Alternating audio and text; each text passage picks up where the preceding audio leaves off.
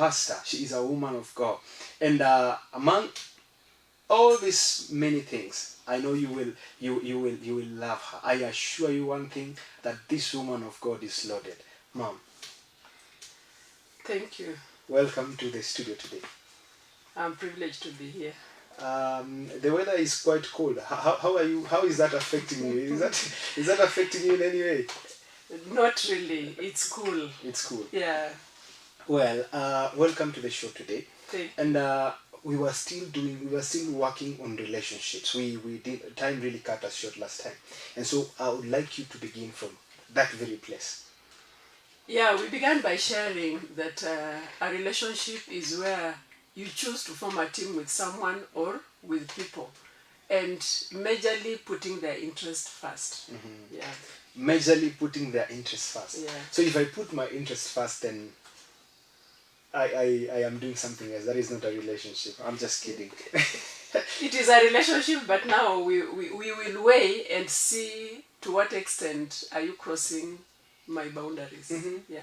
By the way, if you missed our last episode, the mom really expounded quite well on unhealthy and a healthy relationship. So if I put myself first so much, it means that would be something unhealthy. I'm just kidding. Mom will help us understand. So how do I help someone who is overconfident? Yeah. Someone who is overconfident, whom you want to help. Number one question, has he told you he has a problem with his overconfidence? Or it is you who is affected by his overconfidence? In counseling, we work with the here and now, and we work with the person present. So now, if you feel like someone is overconfident, then the big question is, how is their behavior affecting you? Yeah. I get you. Yes. How is their behavior affecting you? What are they overstepping about your personality? True. Which of your boundaries do you feel that they are crossing? How do their confidence, or as you put it, overconfidence, affect your self-image? How you look at yourself? How does it affect your performance? So actually, in a nutshell, is that it is you who needs help. It's not them. Yes. Okay.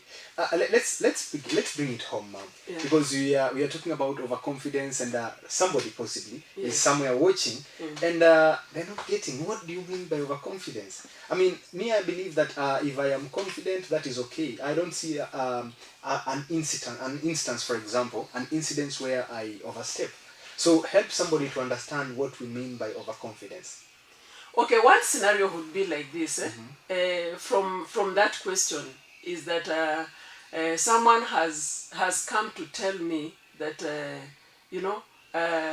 that maybe let me say, like, their phone is better than mine. Yeah. And their performance is better than mine. They are so confident about their stuff and their ability, and they're talking down on me. True. So for them, there is no issue, because in counseling we are working with here and now, and with the person Who is present. So now for you, the big question is, when they are telling you that their phone is better than yours, how does that make you feel? How much of their word are you receiving? Are you now feeling that your phone actually is inferior because of what they have said? Yeah. Because if you are secure with yourself, you will tell them, okay, your phone is good for you, but I am comfortable with mine, because when I bought it, I wanted it to serve me ABCD, and it is serving me very well. I don't have an issue with my phone. Yeah. Yeah.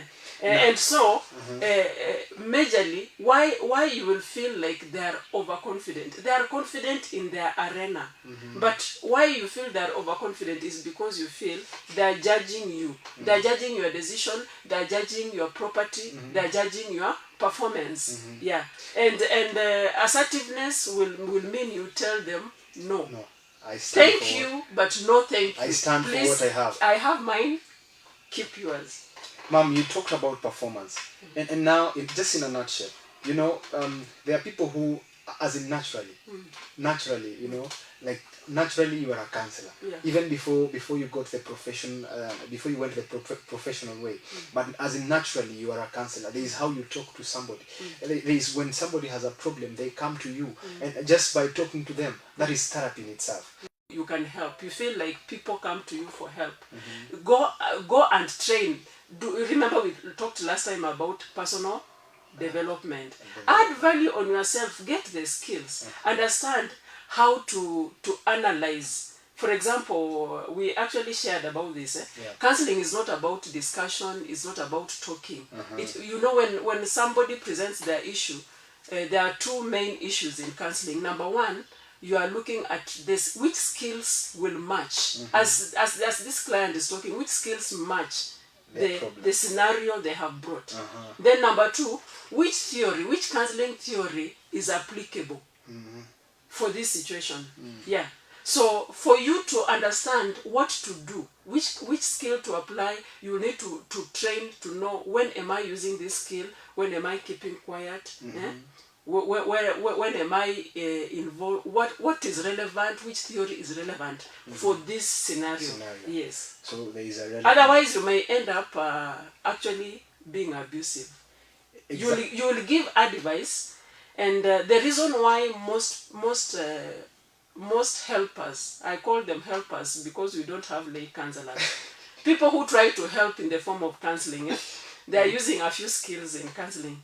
The problem is that they easily misdiagnose the client, and then they will give advice.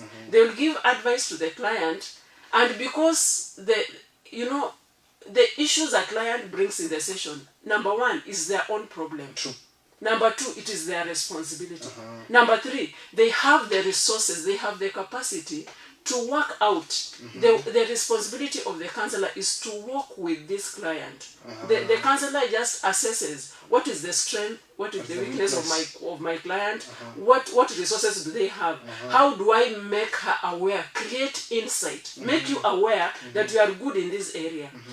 Check your belief system. What is it you believe about yourself? What is it you believe about your environment? And support you to come up with your own solution, not to give you advice. You must come up with your own solution. That is where we have what we call sustainable change. The reason why advisors don't succeed is because you have given your advice that works for you, not for the client. Not considering their problem. Yeah, and their resources. Their resources. Yeah.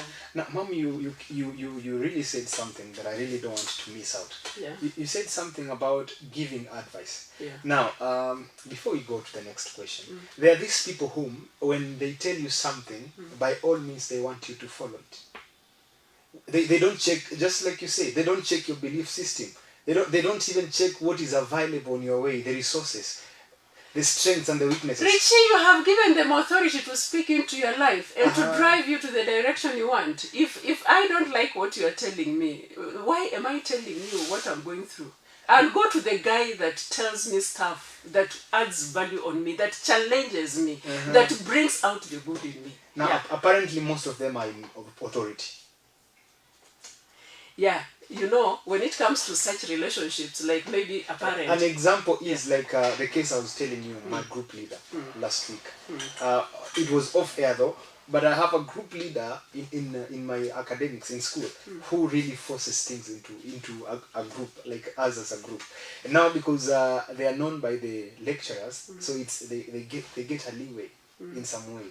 So in such a case, is that a case of overconfidence, or is that a case of something like extreme self-esteem, if there is anything like that? It is touching on the personality of an individual, but as I've just said, the rest of the team in the group has actually given that guy or the lady, whichever, the authority. You have given the person the platform to do what they want. Like if all of you were assertive enough to say, hey, Anne, good, you have a good idea, but you are in as much as you are a leader, you know we have mutual. Remember a healthy relationship, we have mutual input. Yeah, true. We are investing in the same. We are also drawing out the same. The same. You are not infringing on my rights. It's about you are not equality. talking me down, telling me it's you who has the idea, me I don't have brains. Yeah. Nothing. You know that is abuse. Yeah. So if all of us are silent, then the bully gets it. Yeah. So can we speak out and agree that this is the far we will allow you to go. We draw the boundary clearly. Communicate. Communication. Yes. I remember you even said we come with proposals when we are getting into relationships. I think that is one thing that will stand out for me for the whole of 2021. I am writing a few proposals Alright. on a light note. So, in addition to how to keep ourselves safe, I mean, when you realize you are in danger, how just if you can say anything in addition to that, how to keep ourselves safe when we realize that we are in danger. Yeah, among the 4 or 5 other aspects I shared, I remember I didn't mention one thing is that don't preempt your plans. You realize that maybe you went out on a date, but finally you have noticed you have actually been hijacked. Or the way the young people say, I was looking for a hustle, I've been having this team of friends, we have been hustling, but they have been assessing me, and finally I have landed in a place I'm realizing it is a terrorist training. Yeah, you don't begin to preempt, to discuss with your abuser that I will report you to the police, I will escape, I will tell. So you don't discuss and you don't show any sign. Yeah. Especially when you're still under their custody. Yes, you keep quiet, and whatever in whichever situation is, you extremely assess the possibility of escape, an open route of getting out. Yeah. Because once you begin to preempt your plans and your thoughts, what you are going to do, be very sure it will be almost impossible to get out of that situation. Yeah. Now, Mom, you are an author of a very, very good book, The Story of Hannah Elkanah. Yeah. Please, can you relate that to the book? I mean, the story in the book. Yeah, in this, the story of Hannah Elkanah, Hannah has about 4 relationships. Number 1 is the relationship with the priest, the high priest actually, who misjudged her, and she was very careful to communicate clearly. Yeah. That is one of the aspects we shared about a healthy relationship. The priest comes to her and tells her, woman, you are drunk in the morning. Then she says, no, I am not drunk. I am not drunk. It's only that my heart is full of grief and I want to pour it out before the Lord. Then the priest realizes that he had misunderstood Hannah and tells her that you go and be blessed. Get the desire of your heart. Another scenario is where the wife the husband to Hannah, keeps on telling her that stop crying, stop your hunger strike. I am more than 10 sons, but you see he has taken care of himself. He has married another woman. You see, and so Hannah does not speak anything.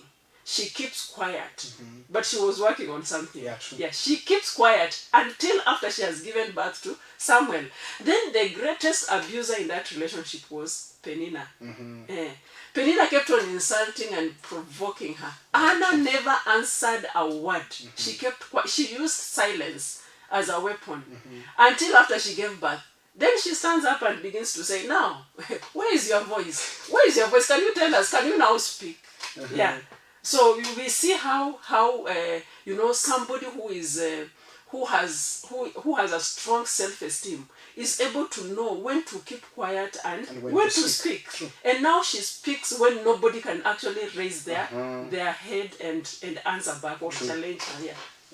That is powerful. That is powerful. And by the way, Mom is giving this copy to every other loyal viewer. If you are a loyal viewer, just for the 3 shows. 3 shows. If you are very loyal, you are always there. There is a book here for you. The Story of Hannah Elkanah. A very nice book. You will have a copy of this. We will make sure it gets to you. So you better be the best the best fun. Yeah, for make the- a comment about the book and what you've learned Exactly. during the shows. Uh-huh. You will be able to send a copy to you. A copy will be sent to you. So that is very important. I hope all you guys want this book, because if you haven't read it, I don't know what you have read in 2021. Now, what role do parents play, Mom, in building and shaping the self-esteem of their children?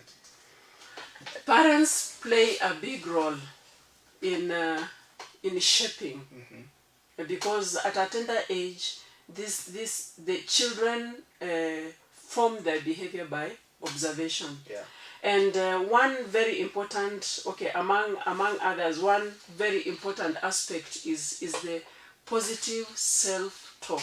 You know, Albert Ellis has a theory. We call it the rational emotive behavior theory. Rational, where emotive just come again. Rational emotive behavior theory. yeah. Uh-huh. This is where, you know, what a person looks at a particular event as rational. What is rational to you may not necessarily be rational to me.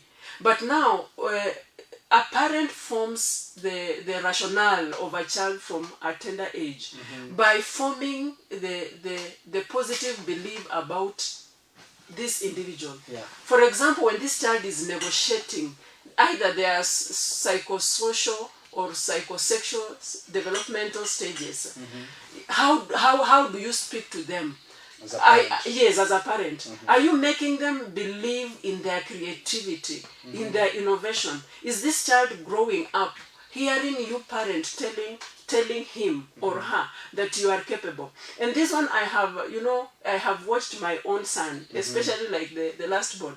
You know, when he was about 3 years, there is a day, the father came in the house and realized he had brought in his friends and they had spilled food all over on the table, on the floor, and on the chairs. Then the father said, when I'll be old, I'll also come to your house with my friends and I will do to you the things you are doing to me. Then the young man said, we call him billionaire. He said, Dad and Mom, I'll buy you a helicopter so that before you arrive my house, I can hear the noise. The noise. And up to today, he always says, do you remember I told you I'll buy you a helicopter? Wow. And we have built that belief in him, that he has the ability to buy a helicopter. True. Yeah. True.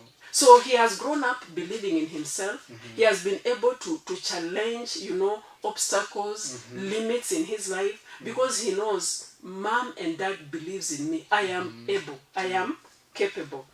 Yeah, and that's powerful, Mom. yeah, and then make the home environment safe.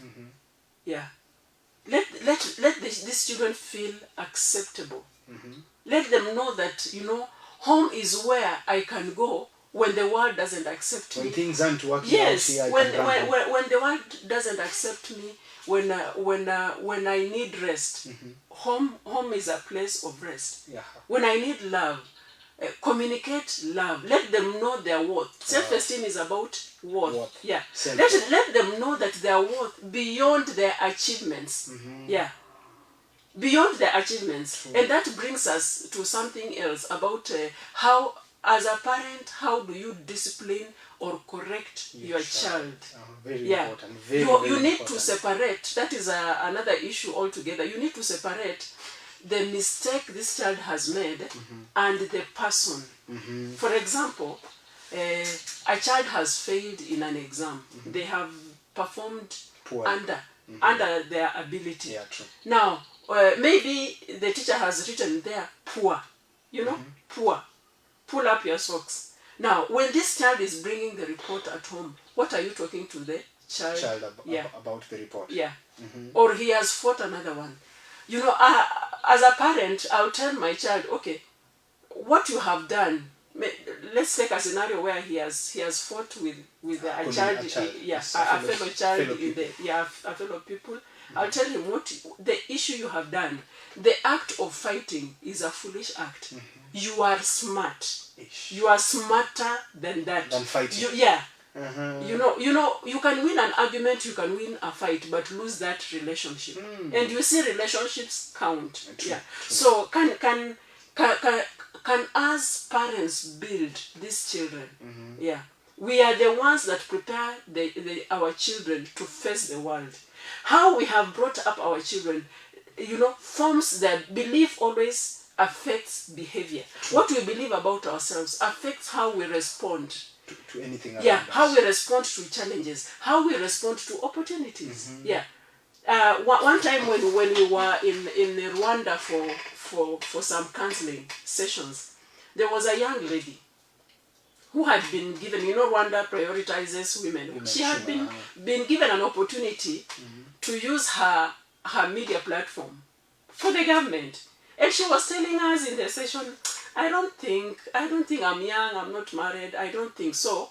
We asked her, because we were two therapists, what makes you not? Do you have the instruments? Yes. Do you have the personnel? Yes. Have you been in media for a while? Yes. So what is stopping you? And I just feel I'm not. So when we dug, we realized that, this lady had been conceived out of wedlock. Yeah. Oh. So that rejection, the parents hid her for a while, in fact, outside the country and what have you. So, it has impacted on her self-esteem. She always doesn't feel accepted. Now she's this person, the president is fronting her to take an opportunity, but she feels she's not capable. Makiwa presidential opportunity. Yes. A national opportunity. Yes. And she feels she's not capable. Why? Because all the time is like the worth was never brought up.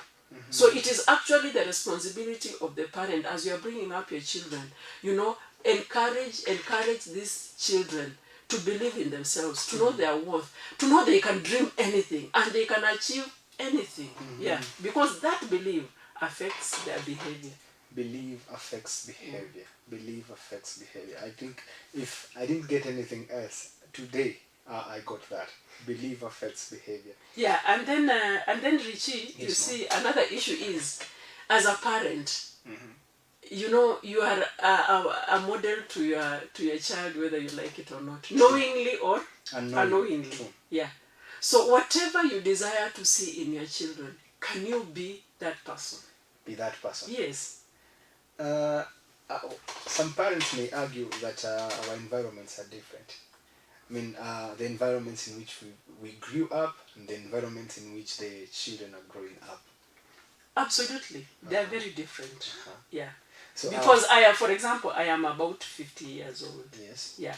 When I was growing up, let me say like by high school or by college, or the modeling age, maybe around 9, 8, yeah.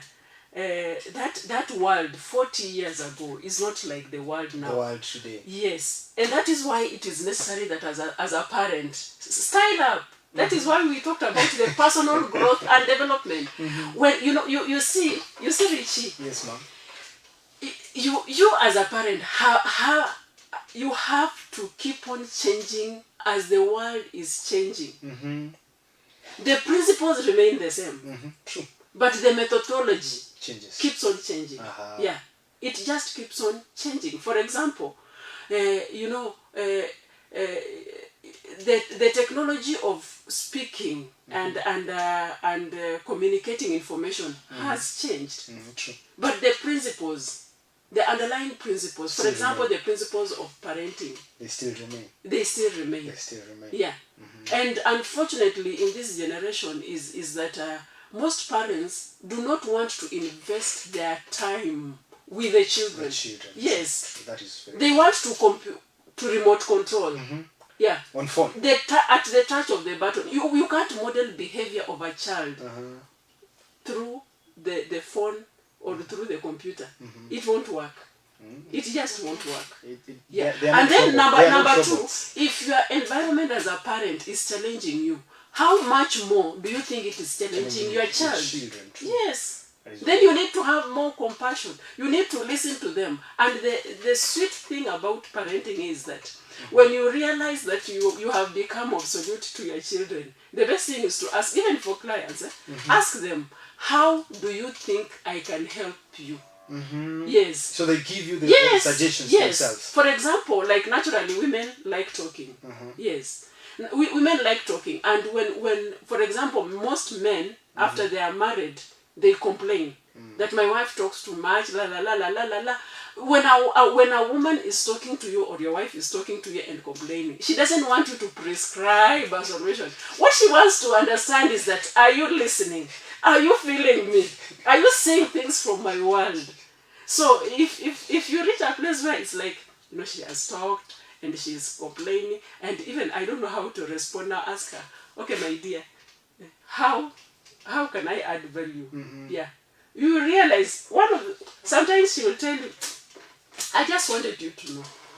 She just wanted somebody to listen. Yeah, listen. Understanding that you believe in me, that you value me, you can give me your time, your attention. Yeah, your attention. You can put aside your newspaper, your TV program, whatever you are working on the laptop, and give me undivided attention is enough to solve. I can go out now and face the world. Yeah. Well, men, you had a hint there. There is a glimpse of hint that right there. If you are here, if you heard that, well, just listen to them. Listen to them. Mom said something that if your environment is hard for you as a parent, how hard could it be for your children? Well, to the children, all we say is that cope up, trust in God, and work, because that is the only way you can walk yourself out of that situation. Mom, your parting shot. Yeah, I will still go back to something we shared last week. That we all want to be in healthy relationships. But first of all, the important thing is that, are we ourselves healthy? Are we healthy emotionally? Are we healthy mentally? Are we healthy physically? So that it is me providing my safe environment. It is me adding value on my relationships. Yeah, it is me building my backup for the social support system. Yes. So let us all endeavor to do ourselves a favor by personal growth and development, and add value on our relationships. Wow. So it is a you problem. It is a you problem. Work on you. If you work on you, then we are better. Thank you so much. It is always a pleasure to have you here with us. Leave a comment. We will be reading. By the way, next week we will be giving the book to. I know you all want this book, but it is one book for 3 sessions, right? Yeah. So there's a book. Somebody will be getting a book next week. Maybe you can tell them the cost and where they can find it, or even your contacts where they can find you. Okay. The story of Hannah is going at 500. Whether you are buying it online at esomeni.com, esomeni, that is ESOMENI, someni.com, or you are getting either soft copy or a hard copy. It's 500 shillings. Yeah. So wherever you are in Kenya, if you want a hard copy, you can send us. The number should be provided on the screen. Yeah. And also you can write an email at Nekoye Hannah, that is Nekoye, HANA, at gmail.com, and we'll be able to avail a copy for you. Thank you. It is only $5. Please support this vision. Support this vision. This is how we will reach to the world. This is how we will speak these great mysteries that the woman of God right here, my mother, is speaking to you, to the next generation. You see, the easiest way, Mom, to package content and pass it to another generation is through a book. It's true. So we really appreciate you, because I personally believe that my generation will read this book and they will learn a lot from this book. Thank you so much. Thank you all for being here with us. It is always a pleasure. It is time to love you, but then we have to leave. So until next time, bye-bye. Bye.